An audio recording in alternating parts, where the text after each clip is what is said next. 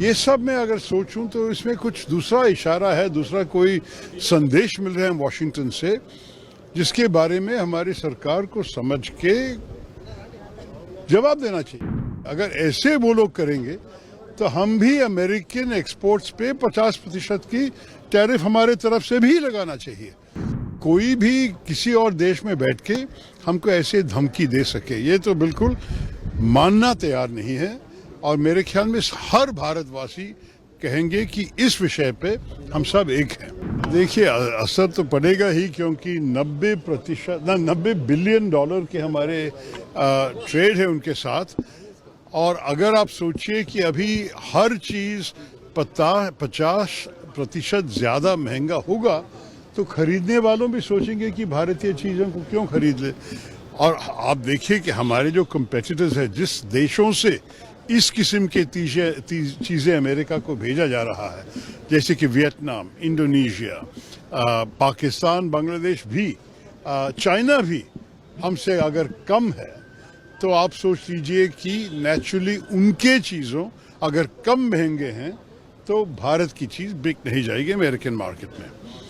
दूसरी चीज़ जो अन्याय है, ये जो एक्स्ट्रा 25% जो ऐड किया, जो ट्रंप ने कल बताया था, ये है क्योंकि हम रशिया से पेट्रोलियम प्रोडक्ट्स, नेचुरल गैस और ऑयल खरीद रहे हैं, लेकिन चाइना हमसे करीब डबल रशिया से खरीद रहे हैं, और उनको 90 दिन दिया गया है, हमें सिर्फ 3 हफ्ते दिया गया है।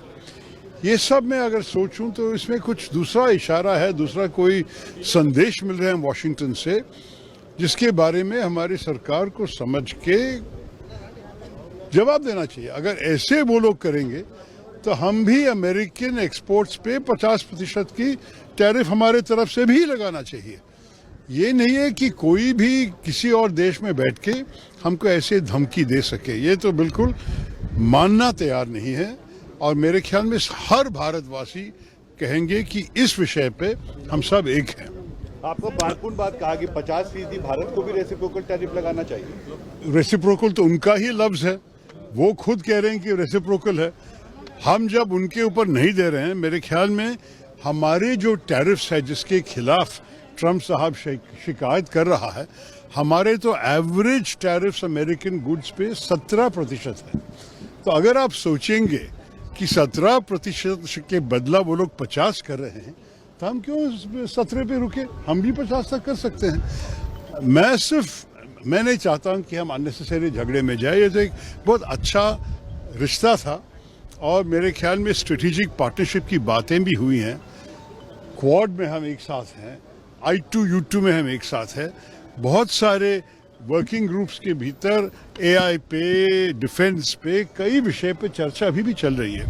तो मैं नहीं चाहूँगा कि सिर्फ ट्रेड पे पूरा रिश्ता को खराब कर दे, लेकिन हमारी तरफ से कोई नहीं चाहते हैं कि इस किस्म की बर्बादी हो जाए हमारे रिश्ते में। उनके तरफ से ये आया है, तो उनको पूछना पड़ेगा, क्या do they not value our relationship? क्या भारत उनके लिए अगर महत्वपूर्ण नहीं है, तो वो हमारे लिए क्यों महत्वपूर्ण होगा?